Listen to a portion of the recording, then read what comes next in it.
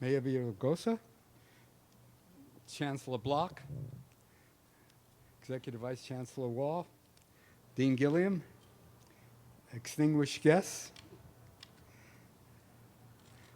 dear friends, and our loving family. I say our because I'm representing Rini and myself.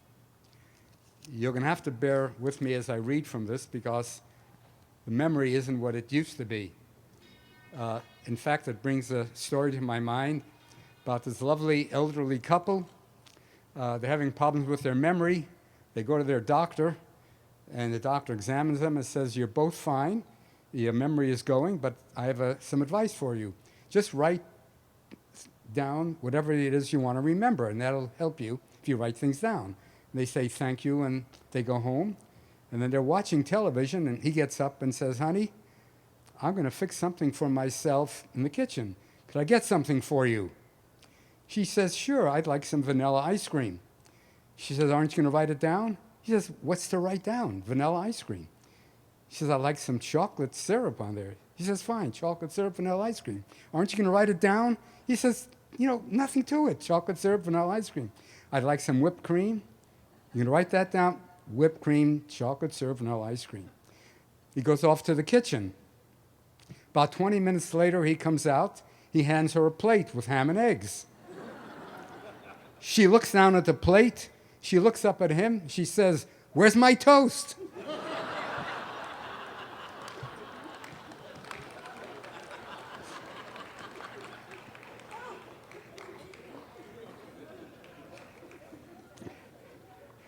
To continue to bear with me because I need to unburden some feelings about this event. First of all, I really thought Frank Gilliam was kidding when he told me that the letters in the building would be 8 inches high. What I had envisioned was at least 2 feet high, multicolored neon lights that would be flashing randomly. Secondly, I expected a Bruin band. I don't see any.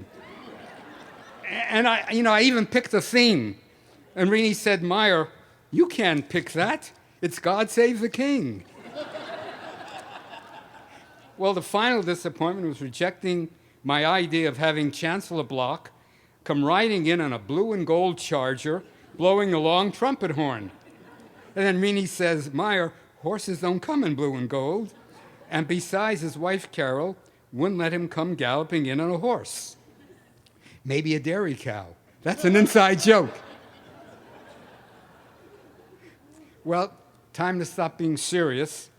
I first stepped on this wondrous campus in 1942. The campus consisted of essentially 4 buildings, the library, Royce Hall, and the 2 other buildings on the quad. There was a students' union and the women's and men's gym. That was it. How spectacular and magnificent has been the leadership of Chancellors Murphy, Young, Carnesal, and Abrams in creating this world-class university with its excellence and breadth of study. I'm amazed and awed by the accomplishments of these leaders and their faculty. I had started at a nice little college, and now I behold a megapolis of knowledge, teaching, healing, and giving. Well, Rini and I have been asked, why the School of Public Affairs?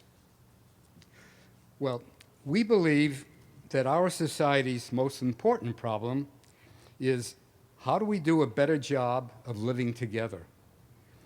Yes, a solution to cancer, a unified field theory of the universe, an economical process of producing energy by fusion, all of these would be great, and they would add to life. However, if we don't learn to live and let live, if we do not create a community and a world wherein equal opportunity and justice and an active regard for environment is the rule, then no great acts of technological genius will matter. Because the likelihood is that some of us, or most of us, will be denied the enjoyment of the wonders of this planet and the gifts of science.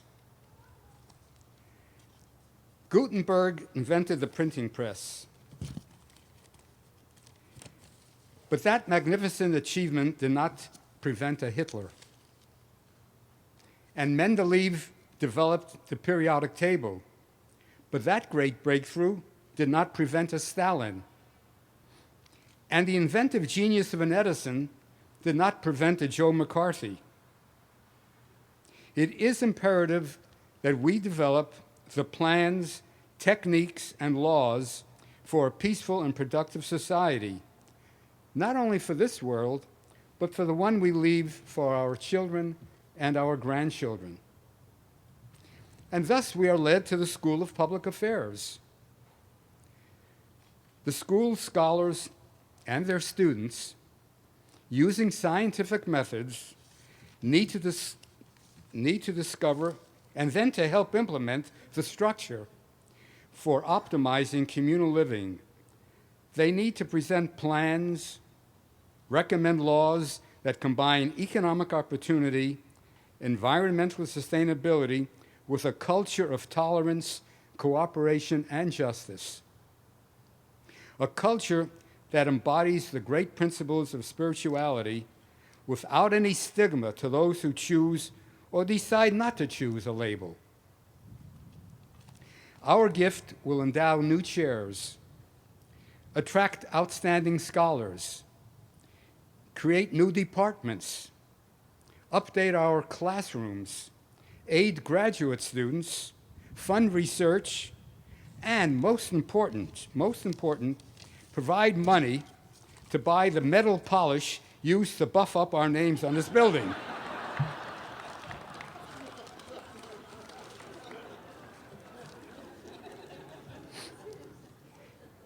Rini and I wish to thank Chancellor Jean Block,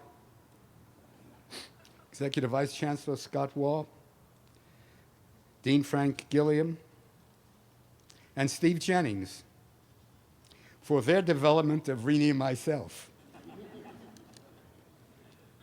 They are knowledgeable, inspirational, ethical, and strong leaders, and we are confident that our ideals and gift will entwine.